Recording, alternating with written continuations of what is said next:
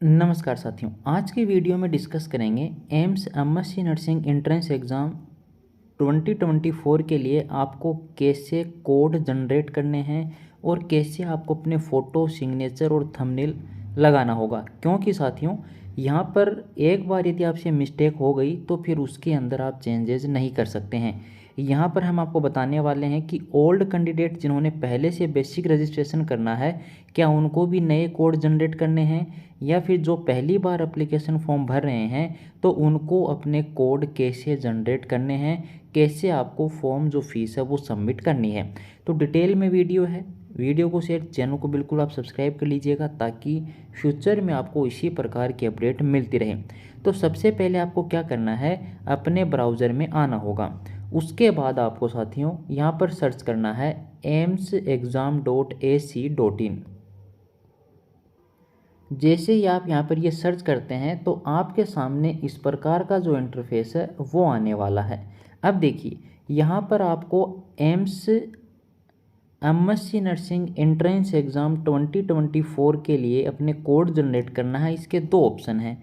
पहला ऑप्शन है एकेडमिक जो कोर्स हैं वहाँ पे आप क्लिक करें।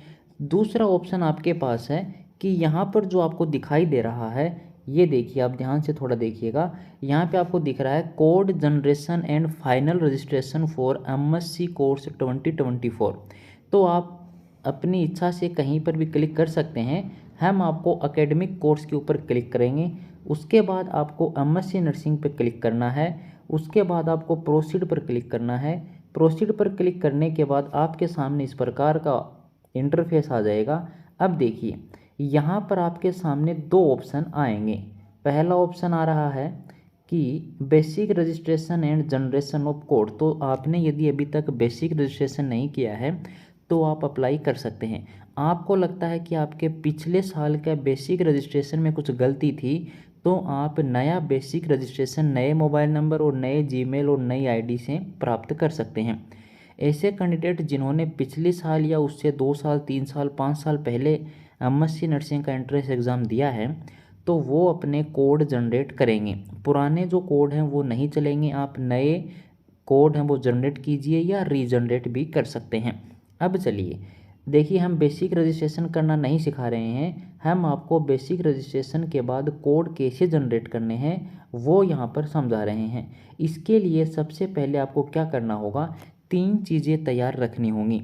क्योंकि हम बता दें, जब तक आप अपनी फ़ोटो और आप अपना थंबनेल और इसके अलावा आप अपना यहाँ पर अगर सिग्नेचर नहीं अपलोड करेंगे तब तक आपको कोड जनरेट करने की परमिशन नहीं दी जाएगी।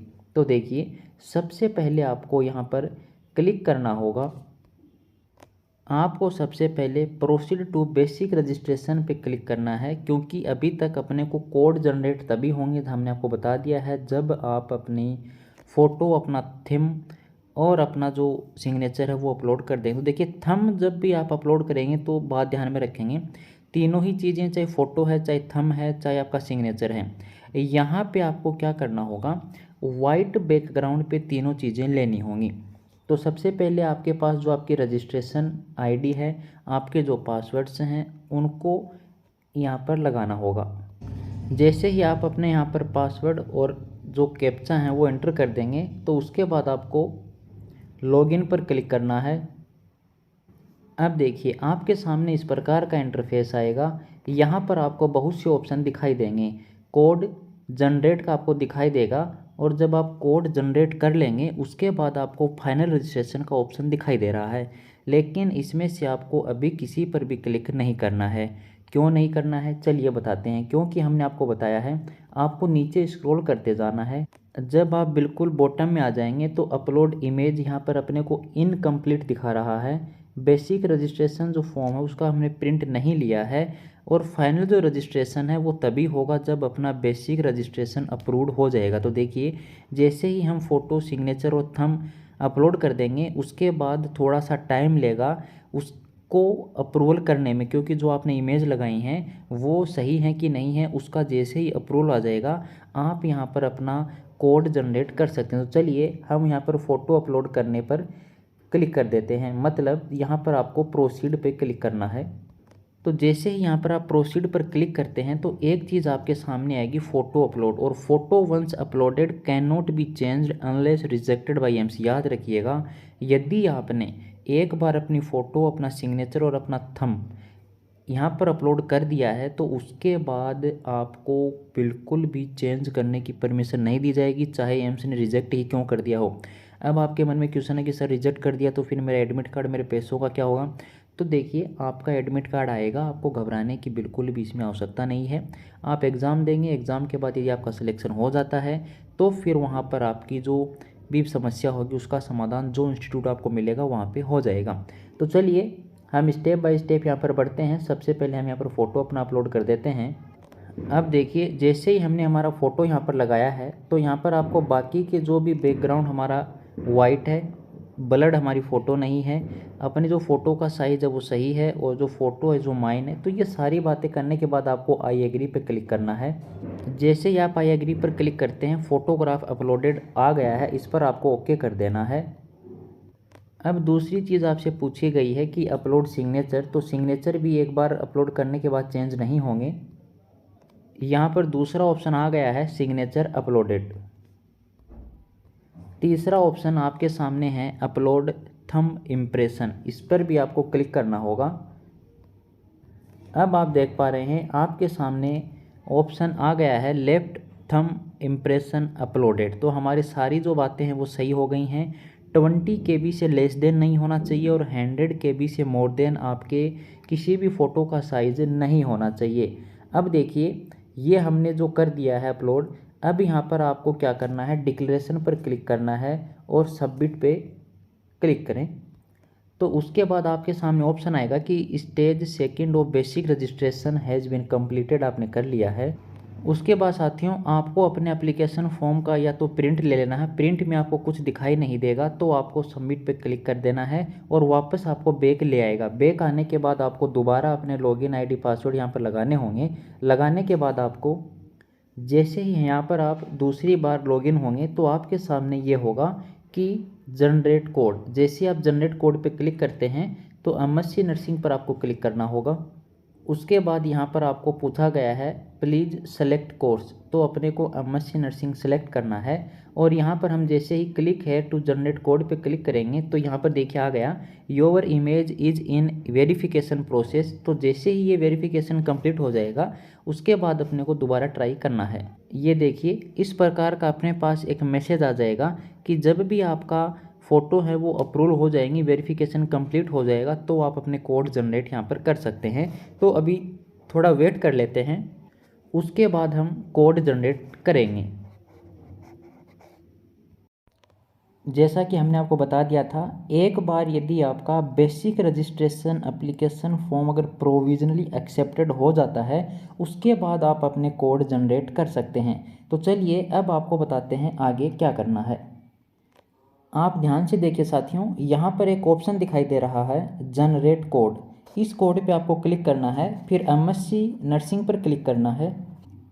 उसके बाद आपके सामने इस प्रकार का इंटरफेस आएगा, वहाँ पर आपको सेलेक्ट करना है कोर्स। ये आपने एमएससी नर्सिंग सेलेक्ट कर दिया और यहाँ पर क्लिक है टू जनरेट कोड करना होगा।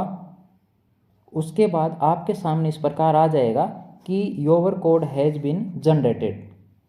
उसके बाद आपको बधाई दी जाएगी कि आपके जो कोड हैं वो जनरेट हो गए हैं। अब आपको क्या करना है, आपकी जो फॉर्म फीस है general OBC EWS SC ST PWD के लिए वो आपको पे करनी होगी। इसके लिए आपको final registration after generate of code करना है, यहाँ पर आप क्लिक करें। जैसे ही आपके कोड जनरेट हो जाएंगे उसके बाद आपको लॉगिन आईडी यूज़ करना है और अपने जो कोड जनरेट हुए हैं उनको लगाने के बाद आपको इस प्रकार का इंटरफेस आएगा जहाँ पे आपका रजिस्ट्रेशन अपलोड इमेज हो गया है, प्रिंट बेसिक का हो गया है।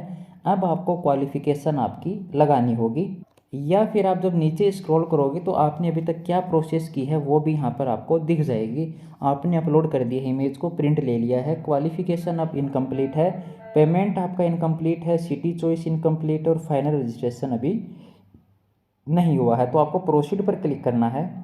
अब देखिए यहाँ पर ये कुछ फाइल आपको अपलोड करने के लिए बोलेगा। यदि आपने पीडब्ल्यूडी किया होगा तो वो आपको सर्टिफिकेट यहाँ पर अपलोड करने होंगे। इसके अलावा यहाँ पर आपको क्वालिफ़िकेशन में एमएससी नर्सिंग करना है, बीएससी ऑनर्स अगर आपने कर रखा तो वो करना है। यदि यहाँ पर आप पास हैं तो आप पास कीजिएगा, अगर आप अपीयर हैं, अभी आपका रिज़ल्ट नहीं आया है या फिर आप अभी अपीयरिंग ही हैं, अभी हैं, तो यहाँ पर आपको तीसरा ऑप्शन लेना होगा। अब यहाँ पर एक चीज़ आपको बता देते हैं कि जो भी कैंडिडेट अभी 4th ईयर में है और रिज़ल्ट अवेटेड है तो वो यहाँ पर सेकंड ऑप्शन वाले पे क्लिक करेंगे। यहाँ पर आपको अपना बोर्ड का एग्ज़ाम सब्जेक्ट वगैरह फिलअप करना होगा। रजिस्ट्रेशन नंबर अभी आपके पास नहीं आए होंगे तो आपको फिल नहीं करना है। कोशिश की जाए कि फॉर्म आपका अगर सबमिट हो जाए, अगर नहीं हो पा रहा है तो ऑप्शन वहाँ पर चेंज कीजिएगा। जो अभी हमने ऑप्शन लगाया है यहाँ पर, जैसा कि यहाँ पर आप दिखाई दे रहे होंगे, यहाँ पर जो हमने ये रिजल्ट अवेटेड लगाया है, यहाँ पर आप अपीयरिंग कीजिएगा। तो उसके बाद आपको दोबारा फॉर्म भरना है। अगर उसके बाद भी सबमिट नहीं हो रहा है तो फिर यहाँ पर आपको एक चीज़ और कर लेनी है, क्योंकि अभी आप पास आउट हुए नहीं हैं। अगर कोई कैंडिडेट अगर पास आउट हो गया है तो देखिए यहाँ पर से पास आउट कर देंगे आप, तो यहाँ पे देखिए आपसे नंबर पूछा गया है कि कितने मार्क्स आपने लिए हैं। तो सारी डिटेल आपसे उसी टाइप प्रकार से मांगी जाएगी जो आप ऑप्शन लेंगे। तो या तो आप अपीयरिंग दिखाइए या फिर रिजल्ट अवेटेड दिखाइए, उस टाइम में आपको अपने नंबर लगाने की ज़रूरत नहीं है, फॉर्म सिंपली सबमिटेड हो जाता है। तो आज के वीडियो में केवल इतना ही था। अगर इसके बाद भी आपको कोई बात समझ में नहीं आई हो तो आप हमें कमेंट कर सकते हैं, हम आपका रिप्लाई कर देंगे। धन्यवाद साथियों।